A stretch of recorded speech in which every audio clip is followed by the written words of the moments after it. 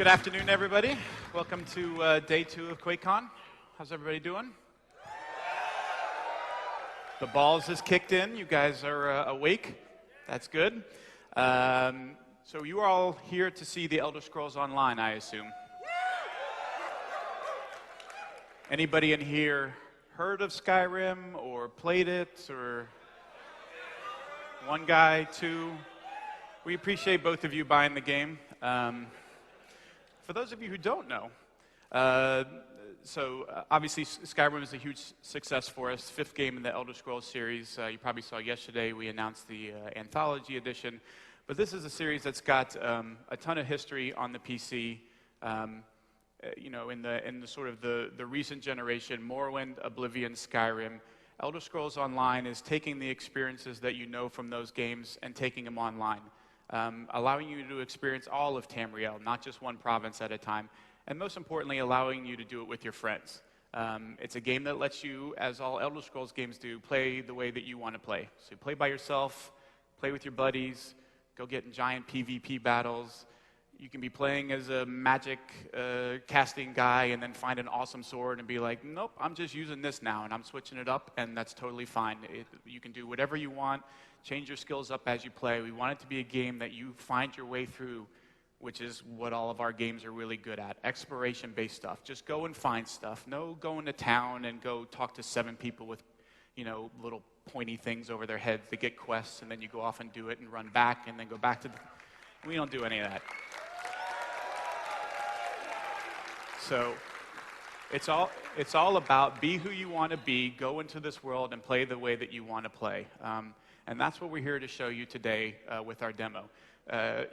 You hopefully have had a chance to maybe stop by and play the game in our booth, but if you haven't, sometime over the next 2 days, make sure you stop by and go over there. We've got a build of the game running where you can go in and experience it yourself.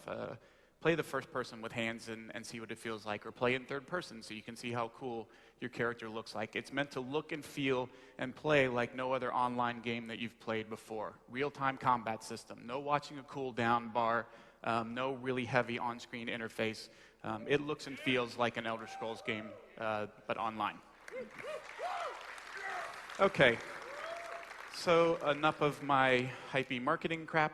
I'm going to turn it over to the folks who have made all of this possible from ZeniMax Online, and they are going to walk you through the first live game demo that we've done.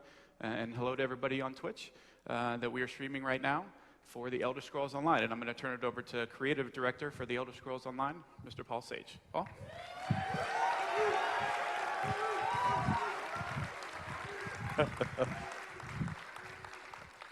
Hi. Hi. More importantly than me, joining me on stage, we have a few people who are going to be going through this absolutely live demo with me. So if anything happens, that's good. It's supposed to. It's a live game. So we have Nick Conkle joining us, Rich Lambert, Gina Bruno, and Eric Bakudis. And also joining me are a lot of people watching from home, a team that has made this possible. So if you guys can just say hi to them, that would be great. All right. All right. Thank you so much. So without too much further ado, we're going to give you this look at Elder Scrolls Online, and we're going to go ahead and jump in. All right. So this is the first thing you will see when you get into the game is character creation. And Nick is going to take you through this a little bit. One of the first choices you'll make in a game that's all about choices is which alliance do you want to join. Because it is time of war right now.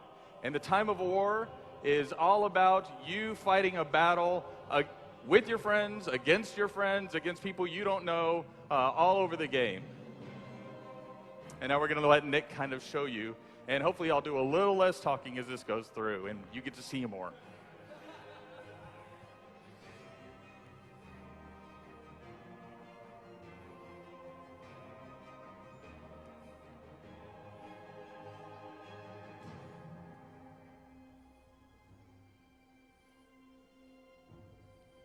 All right. So Nick's going to take a character that's not brand new. We're going to take you into a different area. If you are familiar with the game Morrowind, then you might see some recognizable landscape and features in what we're about to show you. We're about to show you. And it's an area called Deshaun. So were there a lot of people that played Morrowind, I take it? All right. So, you know, kind of the story of the alliance that's taking place here that we'll see shortly is that these alliances we have the Nords, we have the Dark Elves of the Dunmer, and we have the Argonians. And there's a lot of people who want to know, well, why are these people allied? Why would they be allied? Well, naturally they wouldn't, because they used to be natural enemies. But after such a time of war like this, or where they had it, so many invasions come into it, they were just like, okay, we're done with this. We can't stand it. We're not going to put up with it. And so they decided to form an alliance. And so you're coming into that alliance right here.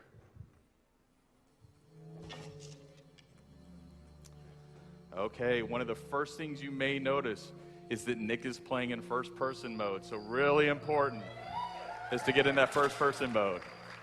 Nick can also play in third person. I promise you the third person's good. If you want that situational awareness in PvP, it's great.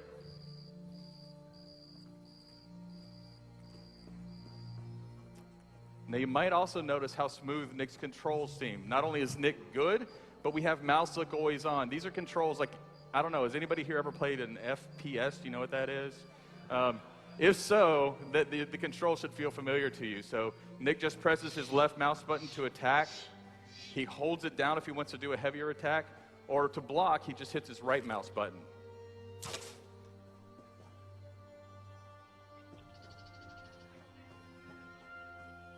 Now, Nick is also looking around the world. If you notice in the top center, Nick has a compass. And that compass gives him what we call points of interest, right? And what that is, if you see that he's looking at a way shrine right now, he can turn around and he can look at different things. We want this to be a game of exploration, a game where you can play any way you want to play. If you see something over in the horizon that you want to go do, you should go do that.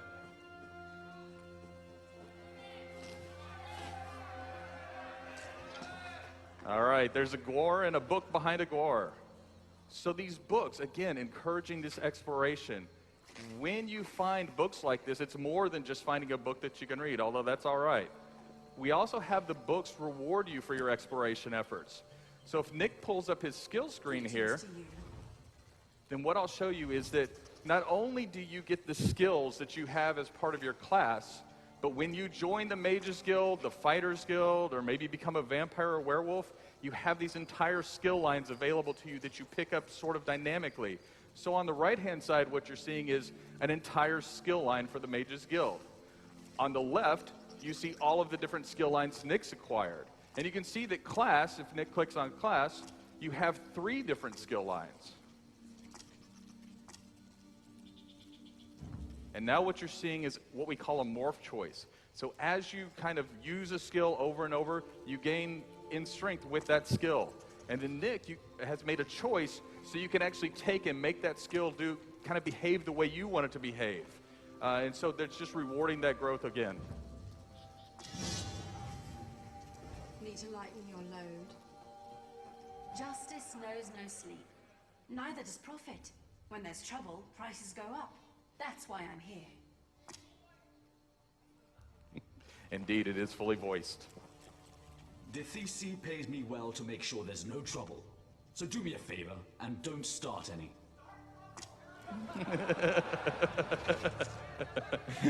All right, it is indeed time for Nick to start trouble.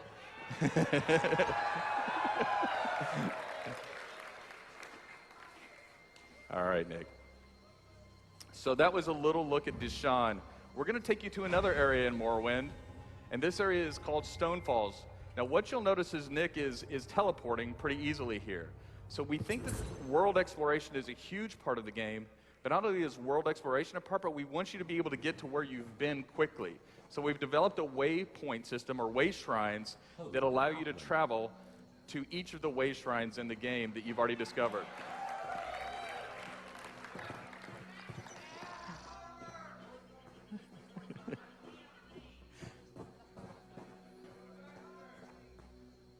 All right, Nick's about to start some trouble.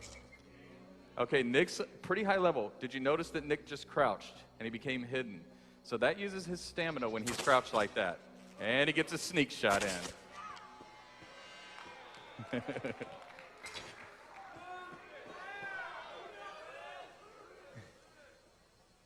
And maybe you noticed that Nick changed his weapons with just the press of a button there and went to dual wield. Any character can use any weapon in this game. Your class does not affect that. You can use any armor.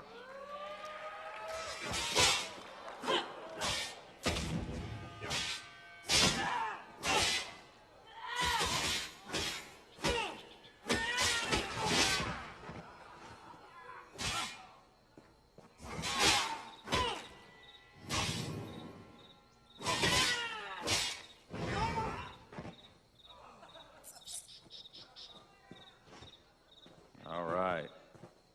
Now let's see if Nick can find anything else new and interesting.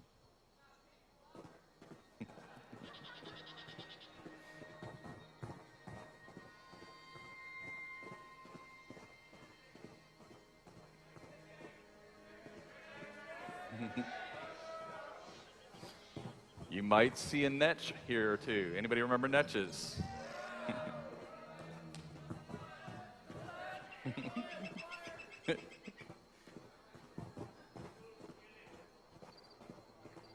There will be plenty of killing later. We talked about discovery being a part of the game. When you discover new things, you get experience for that. You raise in power for your character.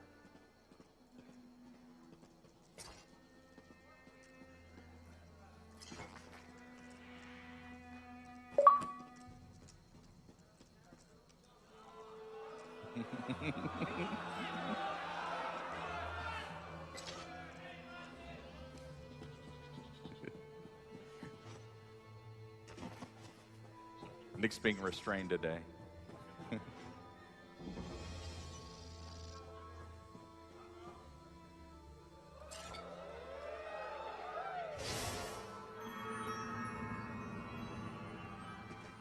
All right, and that's what we call a Mundus stone. So again, looking around the world, you'll find lots of different things. And in this case, he found something that'll give him a power that he'll keep for a long time.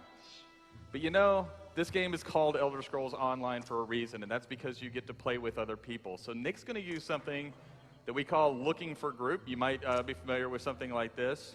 And he's decided he wants to play with other people. And so he's going to try to find a group who's interested in doing the same thing he's going to want to do, which he wants to play a dungeon today called Fungal Grotto, which is an early level dungeon. So we'll see if he can find other people. Strangely enough, he did find other people. And here we are. Now, we talked about, as well, being able to travel to places you've already been. But what if you just want to get into the game really quickly and meet your group mates? Well, you can travel to one of your group mates or to a safe location near your group mates. And so here, Nick is traveled to a way shrine, which is the safest location near one of his group members. Because if you traveled right to them, they might be in a... To me, stranger. Indeed. A troubling situation that they couldn't get out of. So I want to put you in a safe spot.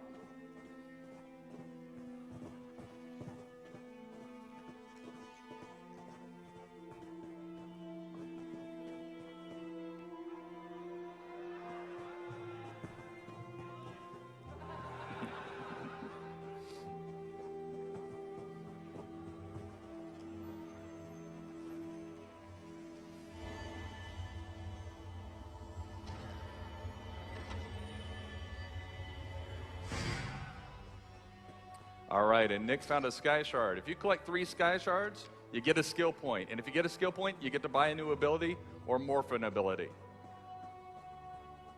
All right, dungeon time?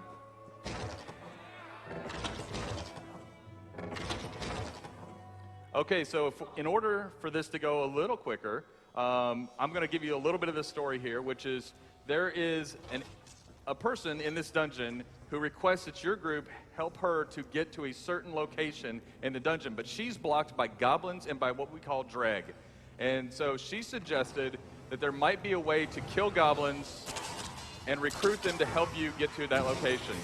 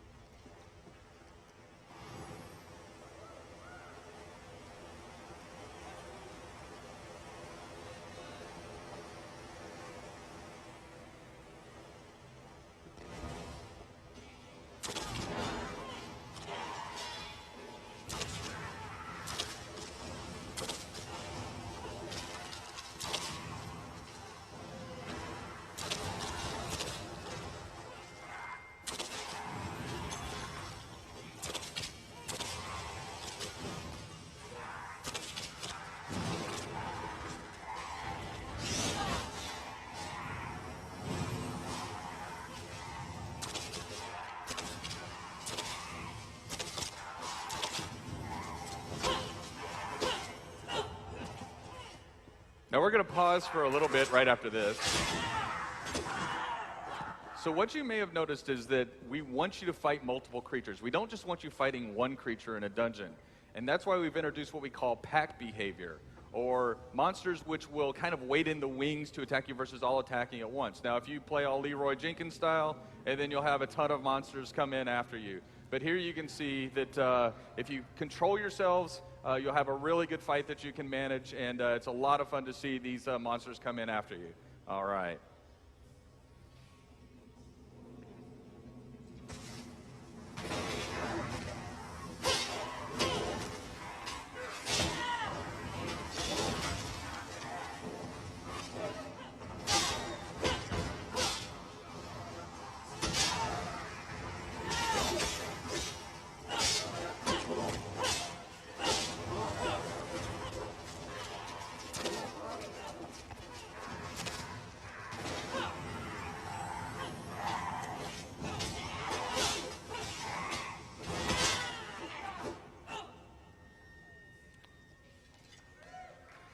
I think the team did all right with that one.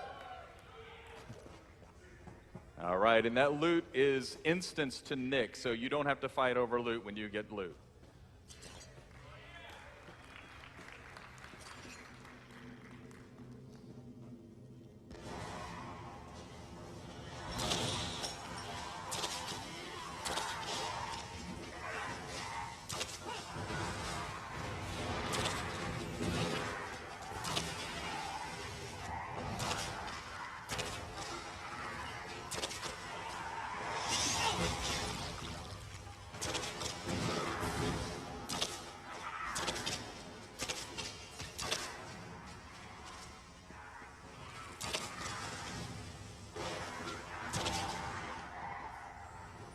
There we go.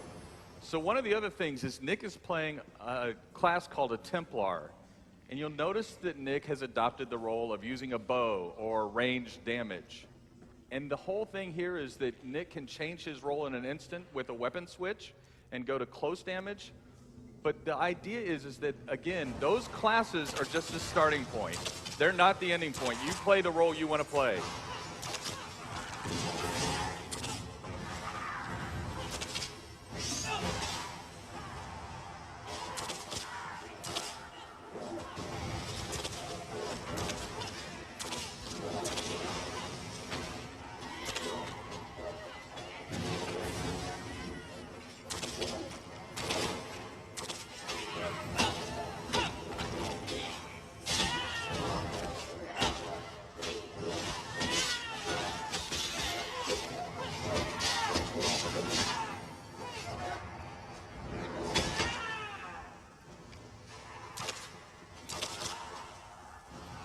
Now what you'll see is we have NPCs that are working together. We have healers in the background healing themselves. So these monsters really work together. If you see blue oil get spilled on the ground, that's an NPC spilling that blue oil. Another NPC can come up and light that on fire. And there we have some of that blue oil. So again, these monsters really work together against your party.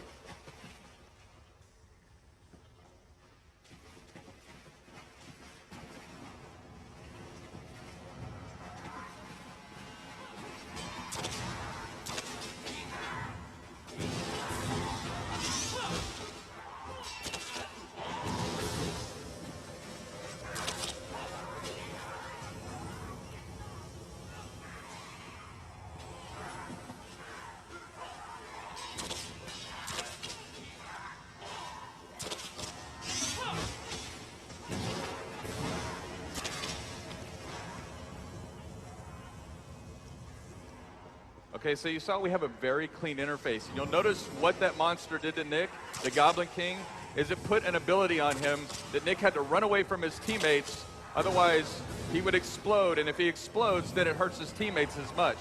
So we want to keep you active and looking in the world.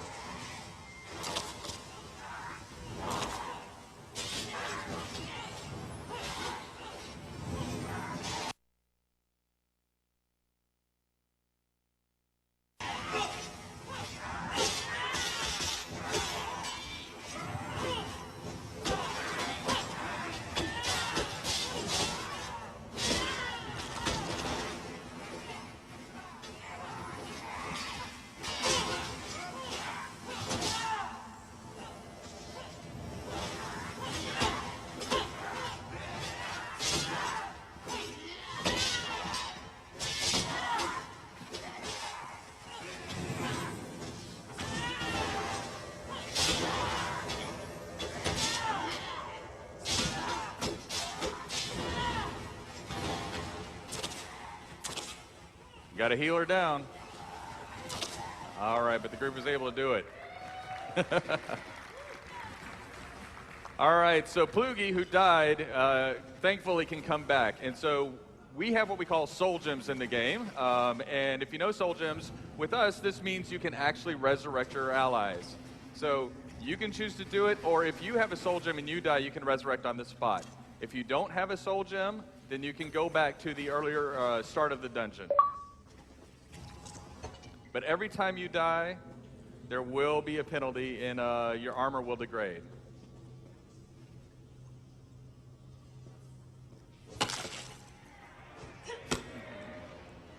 All right. And now you can see the goblins are working with the group because you killed their king. All right. Goblins are pretty easy to win over like that.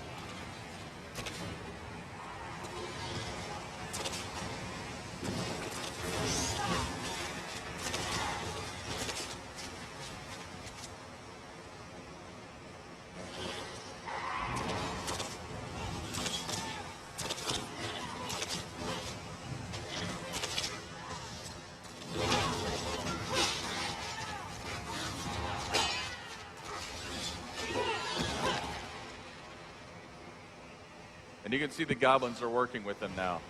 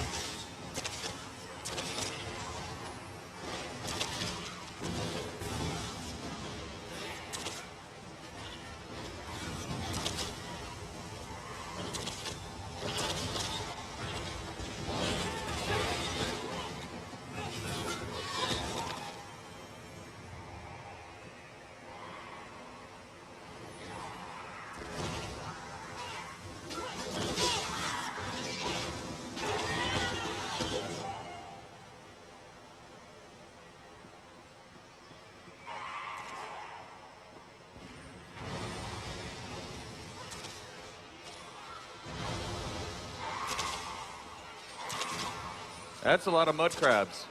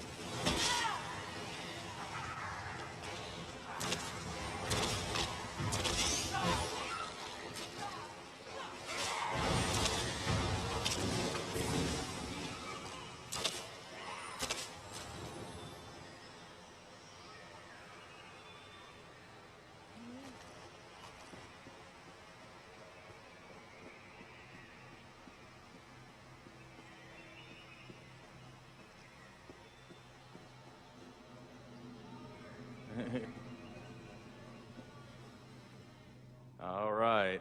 And there we go. And that was just a taste of Elder Scrolls Online.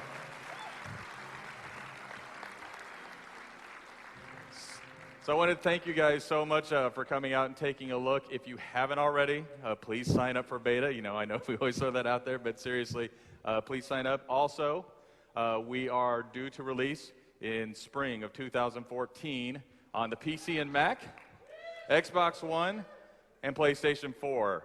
And thank you for coming out to see this next in the saga of Elder Scrolls and follow up to Skyrim. Thank you guys so much.